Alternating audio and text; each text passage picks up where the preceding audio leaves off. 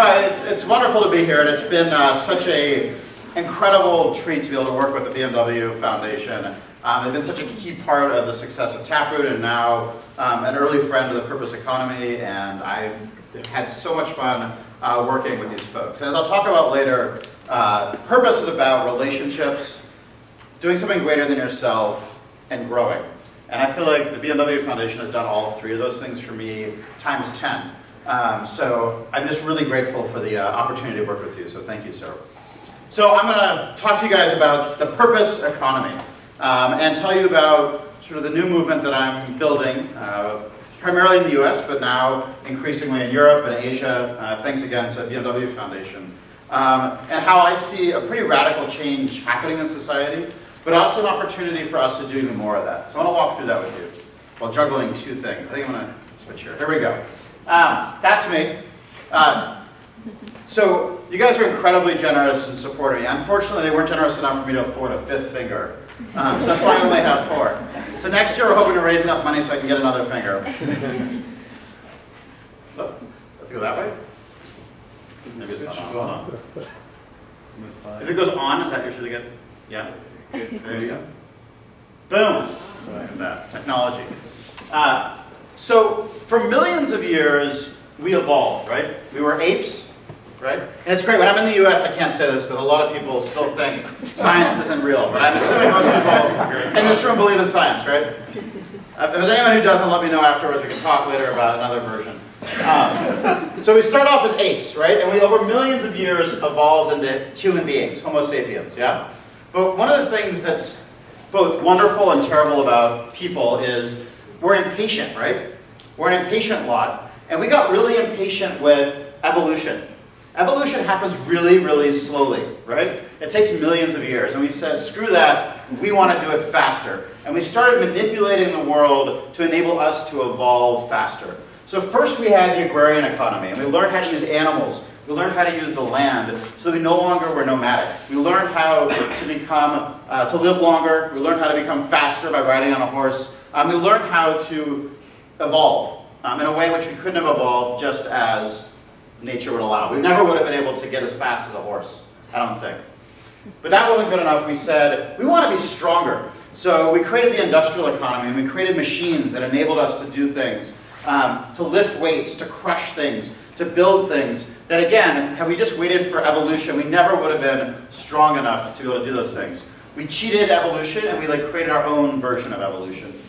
And then most recently, we decided we also want to get smarter. It wasn't enough to be faster and stronger. We wanted to get smarter. And the information economy emerged, where we could access way more information and store information, process information, manipulate information to make us smarter than we ever could have become through natural evolution.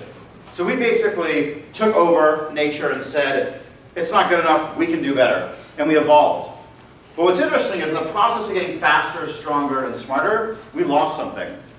We lost a lot of the sense of what it means to be a human being, a lot of our humanity, a lot of what it takes to actually have well-being in that life. We built longer and longer lives, but in the process lost some of that humanity. And it's my belief, fundamentally, that the next wave of our hacking of evolution is that we're working to actually increase our own well-being, our sense of purpose, to really actually look at the quality of our life, not just the length of our life.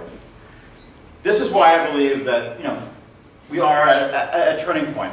And some people don't agree with everything I'm going to say, and I think that's fine. I love debate. I think the one thing I would make sure you take with this slide is that we've gone through an agrarian economy, an industrial economy, and an information economy now, right? And as my uncle was the one who coined the term information economy at Stanford, and had proven that this was the third economy in history. What he showed in his research was really how this does evolve, but also that these are getting shorter and shorter. This lasted thousands of years, the agrarian economy.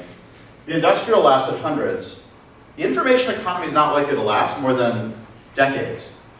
These are getting shorter and shorter, and it's also very unlikely that this would be the last one. It's very unlikely the last phase of innovation in our history is the information economy. So even if you at the end of this presentation say, I think this is hogwash, I challenge you to think about what you believe the next economy is. You may decide it's the horse economy or the giraffe economy or whatever you decide it is.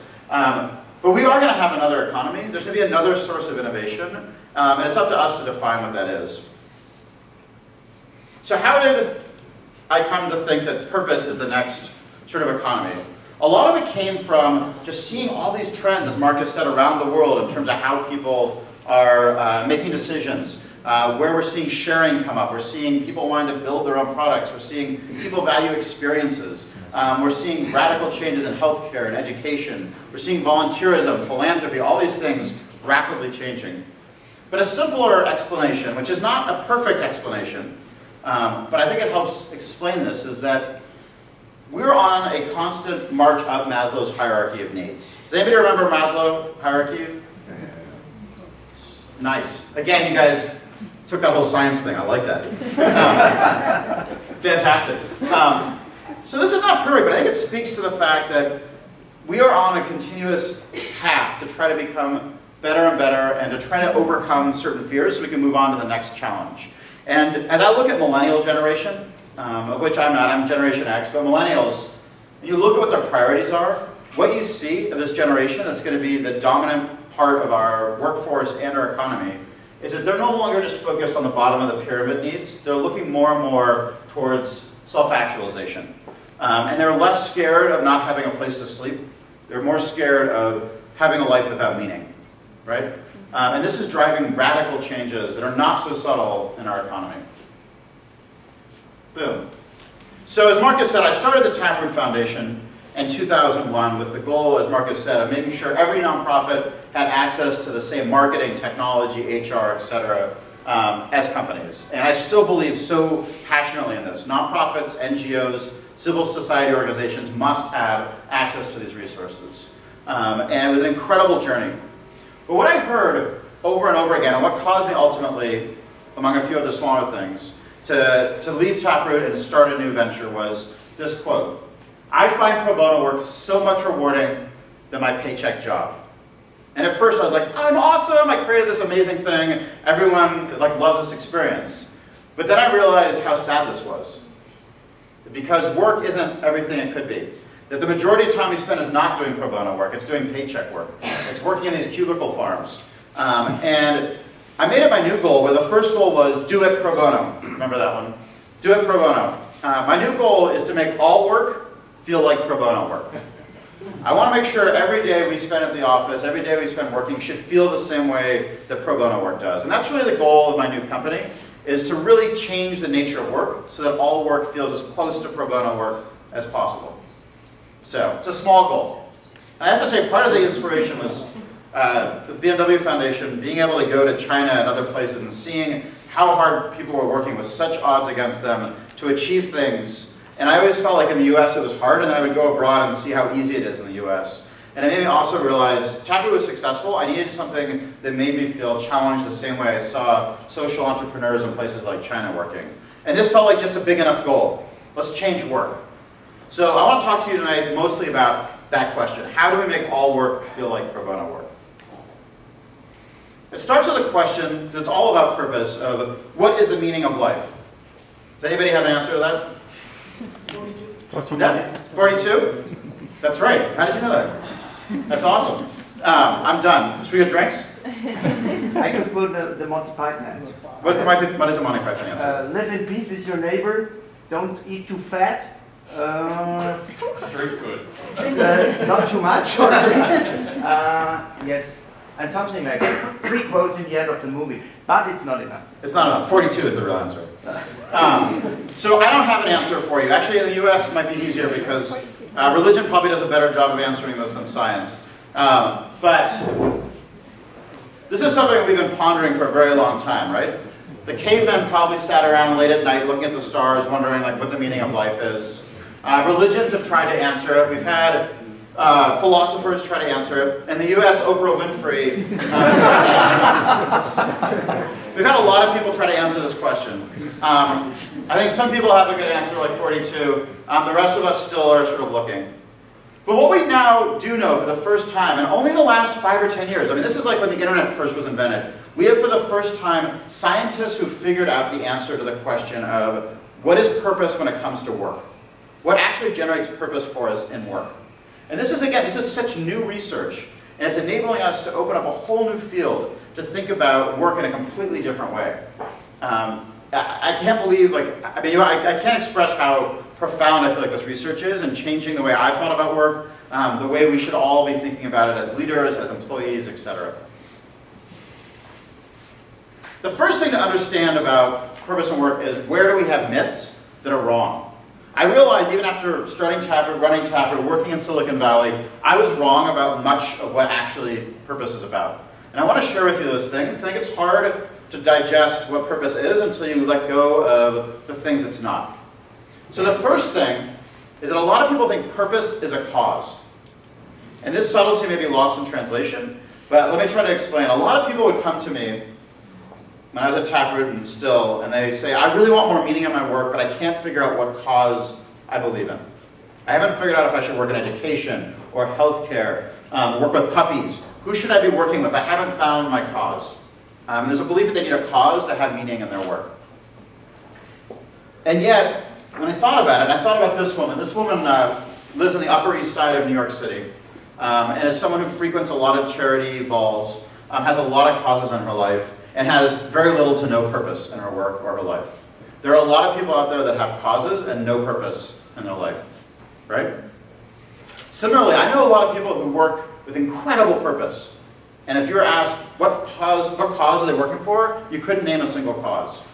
There is really not much of any correlation between purpose and a cause. And this is a major thing that I think we get wrong throughout society, is thinking that to get purpose, you have to have a cause. Right? We have to let go of that, because it's just not scientifically true. The other two major myths about purpose are that purpose is a revelation. That just like Moses, you're going to go to the top of a mountain, you're going to get struck by lightning and get tablets, and suddenly have your purpose, right? Which is ridiculous, but it's amazing how much people walk around believing that reading an article in the newspaper, bumping into someone on the street, going to another country, you're going to suddenly have that aha moment and realize, that's my purpose. I had no idea. I was just up at Oxford on Sunday with a bunch of students, and I shared this with them. And there was this sudden sigh in the room, because they realized that almost all of them had gone to graduate school because they thought they would have a revelation about what their purpose is. They didn't know what they wanted to do with their lives, they didn't know what was giving them purpose, so they said, why don't I spend $100,000 or 100,000 pounds and go get a graduate degree, and somehow during that course I will have a revelation. So this idea of being struck by lightning sounds ridiculous, but most people I know still walk around with the hope that they're going to bump into purpose somewhere. That they're going to somehow do that, and they're waiting for that to happen instead of creating it themselves. So it's an important myth to overcome. The third myth, this is my friend Bill Gates, a little Microsoft there, is that purpose is a luxury. A lot of people still believe that you have to be wealthy to have purpose. It's only once you've covered all your other bases that you can have the option of having purpose in your life, right? That purpose is for those that have made a lot of money, have a stable career. Only then are you actually allowed to experience purpose, and it's just a luxury, right? This also is completely untrue. The research shows consistently that purpose is something that people feel at every socioeconomic class. And in fact, the people who tend to believe in this myth are usually the affluent, who are patronizing and projecting oh, these poor people, they're so poor, how could they have time for purpose? It's very rare that I've met someone who's of low income who would say that purpose is a luxury, because they experience it every day, and they know what it is. And the story I often tell is about Viktor Frankl, who's one of the most famous writers about meaning and purpose, and he talks about how, brilliant, no radishes, but it'll work. Thank you. I'm not sure which hand to use, but appreciate it. So Viktor Frankl was in a concentration camp. And he said that it was purpose that got him through the experience of a concentration camp. It was finding purpose in the everyday. And I feel like if that's possible, then how can we say that purpose is a luxury, right? I think it's a very important thing to overcome, because again, all three of these things we bake into so many of our decisions without knowing it, in terms of how we think about this. So if that's what purpose isn't, I want to start talking about what purpose is. And a couple of questions that struck me early on as I was researching this, as I was starting this new venture. The first question was, these two twin sisters with a cat both have the exact same job. One is disengaged, the other one has a tremendous amount of purpose, is incredibly happy, and her cat is too. Doesn't make any sense. Why would this be the case? We've all seen this. We're like in an organization, two people on the same job, one of them is deeply engaged in a sense of purpose, the other one isn't. Why is that? Doesn't make any sense. The second is my friend Dr. Pickle. Dr. Pickle is the local pickle seller at the farmer's market at my home in Brooklyn, New York. And every day he pickles cucumbers and sauerkraut and sells them. And he smells terribly. All he does all day is play with vinegar and vegetables. And the guy has incredible purpose and is incredibly happy and has high well-being. Again, doesn't make any sense. The guy can't get a date because he smells like pickles, and yet he's incredibly happy and fulfilled. Doesn't make any sense. So I was trying to understand, how are these two situations possible? What's actually going on here? The first thing that I came across was incredible research about our attitudes towards work, how we're oriented towards work itself. And there's been a tremendous amount of research recently on this. There's three ways that we look at work. The first is we look at it as a job. We work so that we can make money to do the things we can do outside of work. Work is a necessary evil to do what we want to do outside of work. Someone recently said, oh yeah, we call those people coin operated, right? You put the coin in the bag and they work, right? The second one is career. These are people where it's about ego. They work largely, they see the role of work as it's their identity. They want to be able to do something that makes mommy and daddy proud. They want to go back to their college reunion and tell people that they're successful. They work because it's important to them to identify with what they do, what they're doing. It's core to who they are to say, I am a lawyer, I am a doctor, I am whatever it is. And the third is calling, which are people who see the act of work itself as something that generates purpose and see value in the actual action of work. They see work as something that creates value in the world. So it's interesting, right? So a few things that are far more interesting than that. The first is that people who have the calling mindset, and this tends to stick with you throughout your career, people who think of work fundamentally as something that adds value to the world have higher satisfaction in life and higher satisfaction in work. They're also better employees. They're more loyal, they're more engaged, and they're more collaborative. So these folks are they're where it's at. I was often taught the goal in organizations to have a split of all three of these. I'm finding that's less and less the case. We want more and more people to be calling. It's better for their well-being, and it's better for our organizations, and it's better for society. So this research was done in the US. I'm going to share the next set of things which have not been tested outside the US, but I would suspect are roughly the same in Europe. In the US, the workforce, those people working, split exactly a third, a third, a third. A third of American workers see their work as solely a job. A third see it as a career. And a third see it as a calling. So that's pretty interesting, right? What's more interesting is it doesn't matter what the profession is. A third of doctors see the work as a job. They fundamentally see it as a good, high-paying job that has reliable income for them and is safe. A third see it as a career. Mommy and daddy are proud that their son or daughter is a doctor, right? They're happy to go and tell friends at a cocktail party, yeah, I'm a doctor, right? And a third actually find the work itself to be something that's incredibly fulfilling and gives them purpose. But the same thing's true of executive assistants. A third of them see it as a job, a third as a career, a third as a calling. That there really is no correlation, meaningful correlation between the profession and how you view your work. Which really was a major shock to me, because we often give advice about you should have a job that's more meaningful, you should work in a career that's more meaningful. When in reality, to some degree, that's sort of a false statement. The thing that makes it meaningful or not meaningful is you, not the job itself. It has to do with whether or not you see work as a job, a career, or a calling, and what you make out of it. And that's a pretty profound difference, at least in the way I thought about it. I always thought I had to give people advice to take certain jobs, and certain jobs are better than other jobs in terms of purpose. And there certainly are ones that can have more. But the fact that we basically see this divide evenly is incredibly profound. So what is purpose? And I mentioned this in the beginning. Purpose is about relationships. It is possible to find purpose in a closet by yourself, but it's not nearly as much, and it's not nearly as fulfilling. We get purpose through other people. We get it through doing something greater than ourselves. And it doesn't have to be a cause. It can just be helping a coworker. It can be working on a product that you know people will enjoy. It's just doing something that's not just about you. And the third is through personal growth and challenge. When we grow, when we do things we're scared of, when we master things, we're gaining a sense of purpose from doing that. These are the three things that psychologically actually generate real purpose in our work.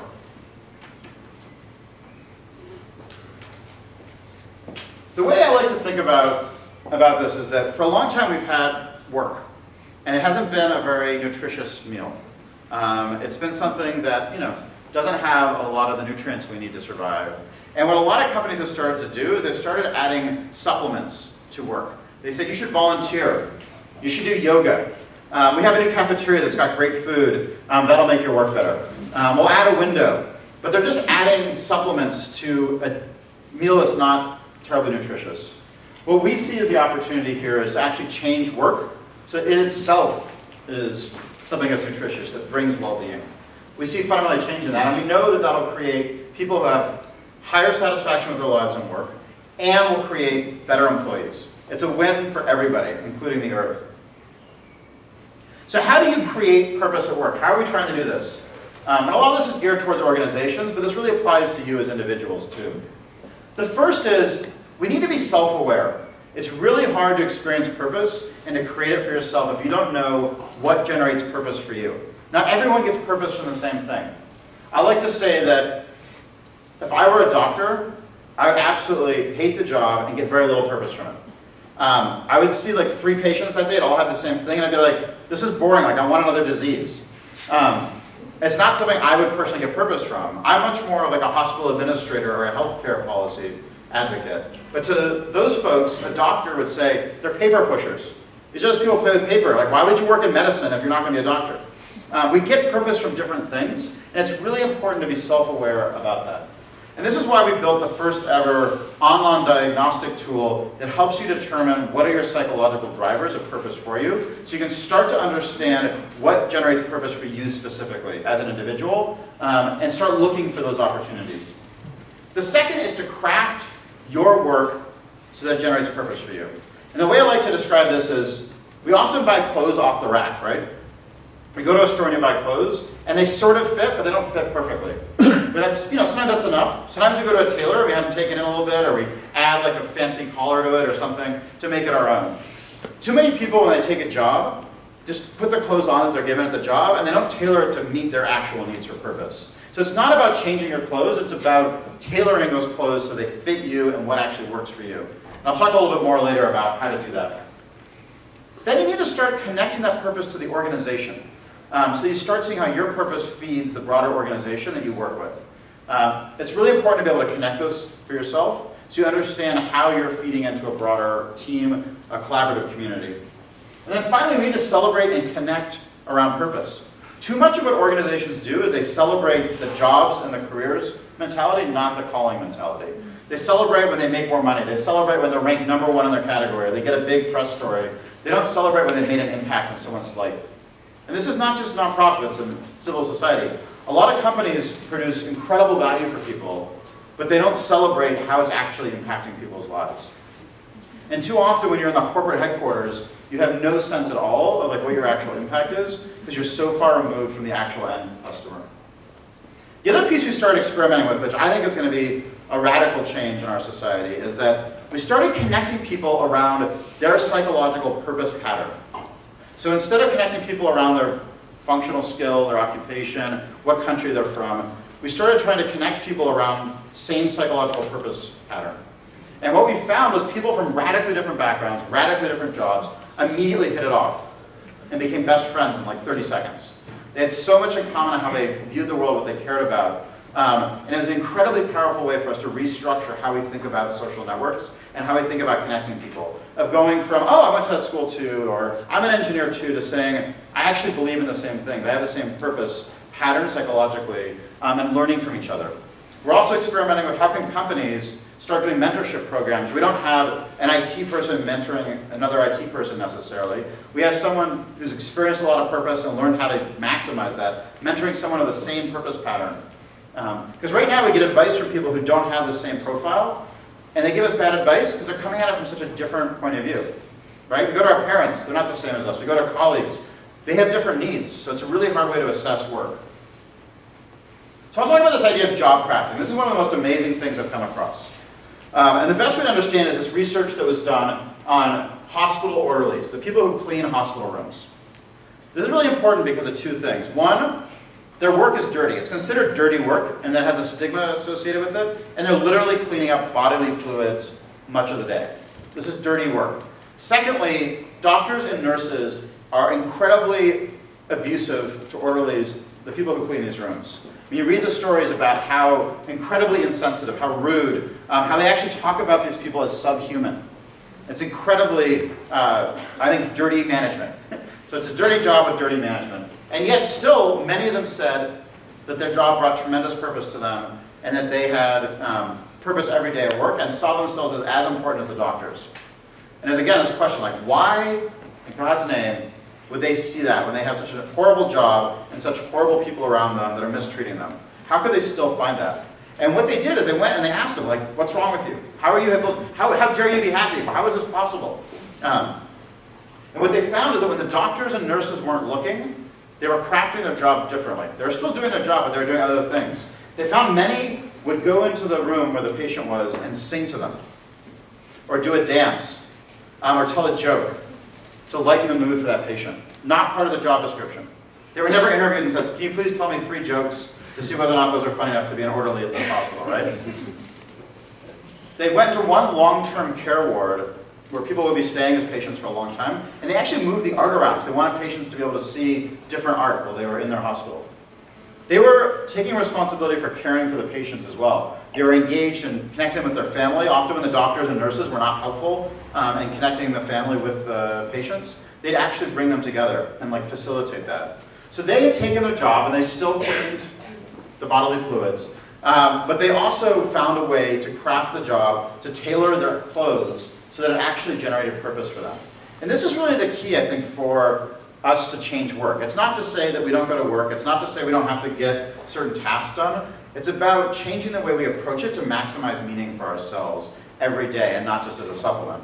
And it comes down to 3 things. Changing the tasks we do, doing more of some, modifying some, accentuating them. Relationships, how do we interact with people? This is what I did recently where I decided instead of thinking of my employees as people who were helping me during a short period of time, I decided to think about them as people I was invested in for their whole career.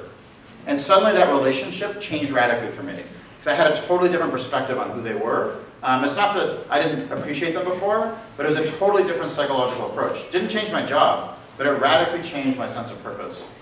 And then perception. We need to think about a lot of the things we're doing and connect them to the impact they have, so we start feeling purpose around them. I just want to sort of close around a story of like the least likely place I thought I would find a culture of incredible purpose, which was an investment banking group of white people in suits on Wall Street, right? But I walked into this office, and I could just feel it like oozing out of the door. The incredible well-being of these folks, the incredible warmth, compassion, one of the most amazing group of people I'd ever like encountered in that sort of short period of time. And again, I was like, what the hell is wrong here? Like, this shouldn't be happening. What's going on? So I went and I sat down with the CEO and I was like, your team is insanely awesome. Like, how do you do it? Like, what are you doing? Are you like feeding them drugs? Like, what are you doing? And it turned out she was doing something incredibly simple. She was asking people every day, how was your day? But she was actually listening to the answer instead of just asking the question. And when they said, I'm having a good day, she's like, that's not enough. Tell me what the moment was today that made it a good day. What was that purpose moment? And she would do that over the course of weeks or maybe months, and over time start to change their jobs to make sure they had as many of those moments as possible based on what gave them purpose. She gave them different projects. She celebrated things that she knew would matter to them. She started finding other people that could do parts of the job they didn't like so that they could do other parts. She started crafting their job for them. And it didn't require technology. It didn't require some matrix system. It didn't require anything other than just asking a question, listening, and taking action on what you heard. And I think this is ultimately the model for how we need to change the workplace, is having real honest conversation with each other and being willing to work together to craft the jobs so they really have meaning for us. So I think this is part of a broader set of changes in our society that are part of the fourth economy in the history of the world. Agrarian, industrial, information, and now the purpose economy. I see it changing in every industry that I study, whether it's finance, healthcare, education, retail, real estate. The key innovations now are all around how to maximize relationships. They're around how to enable people to do something greater than themselves and how to grow. And I'm just shocked every time I see new innovation or read about it. 9 out of 10 times it's about fundamentally increasing people's purpose and the incredible demand for purpose. And I think just like in a previous economy, there's two different options that we each have as individuals and organizations. We can bust out an umbrella, or we can bust out a surfboard. And it's totally your choice. Some people with umbrellas will survive. Everyone with a surfboard will have a great time. And I think that's the key to it. And one of the things that we're doing, and I want to challenge you in closing, and I'm going to open up for discussion, is just like Europe was really the epicenter and start of the industrial economy, in Germany and the UK, et cetera, that was really the start of it. And then it transitioned to the US with Detroit and other cities that took on sort of the core of the industrial economy. And then Silicon Valley out in California, where we just were a couple months ago, became the capital of the information economy. And everyone's like, oh, like what's the Silicon Valley of Germany? What's the Silicon Valley of Egypt? Like everyone wants their like Silicon Valley, everybody wants the tech innovation. But the reality is that it's very unlikely Silicon Valley will maintain its role in innovation. They're too used to solving every world problem with an iPhone app, right? And they've had such success that it actually gets in the way of them seeing sort of what's coming next. It's very likely that Silicon Valley will slowly, fade in terms of that prominence, and another city or region will become the capital, the epicenter of this new purpose economy that will bring with it not just financial success, not just jobs, but also incredible well-being, incredible changes to our environment, et cetera. And I really believe that, and I say this sincerely, I'm working with mayors across the US, with leaders in different cities, trying to get them to compete with each other to be the capital of this purpose economy. Because they see it as a much more compelling thing than trying to be the next, trying to compete with Silicon Valley. They're like, why don't we just leapfrog them? And they're getting incredibly excited about this, and we're doing some major experiments. But honestly, and I know that video recorder may be recording, it may not be, I'm not sure. I also think there's a really good case for why Europe actually is a much better place to be the hub of this purpose economy. I think there's a couple reasons for it. I think one is already that there's a much greater sense, and Marcus, you taught me about a lot of this, a sense of corporate responsibility to the community and a sense of ownership of companies within the community. It's not as devoid of stakeholders, and it's not just about getting a quick exit. Like, that's not the language. Secondly, it's not in general a continent built around the car. The US is built around cars, and it destroys community, it destroys the ability to really create neighborhoods, because so much of it's around getting in your car and not actually interacting with other people. So many European cities still have a footprint that is optimized for small business, and it's optimized for walking, which I think is a really critical part to this. Europe also, I think, has incredible innovation around education and around healthcare, which I see as really critical to the core of this. And there's a lot of other reasons why I think Europe has a good chance. But I think it's a really powerful way to start to galvanize so much of the incredible innovation going on around the continent and turn it into a bigger movement around how can Europe be, once again, sort of the economic hub of the world? How can it once again be the leading innovator of the world? And I think within 10 to 20 years that very well could be the case if it's done in a way that's collaborative and in the spirit of the purpose economy, and where we challenge each other to figure out how do we make our cities all they could be. And we're doing a conference, there's a conference of all the mayors of the United States next month in Dallas, Texas. And we're inviting many of them and other innovators for a day beforehand to create what is the blueprint for an economy, a city based on purpose. How does it change? What is a shopping mall in the purpose economy? What is a town center? What is a school? What is a hospital? What are these things in this new economy? And it's an incredibly exciting time to be part of this. So with that, I'm going to make sure you all have my email address, so you can feel free to follow up. But I'd love to open it up to any questions from you guys and really have more of a discussion. So.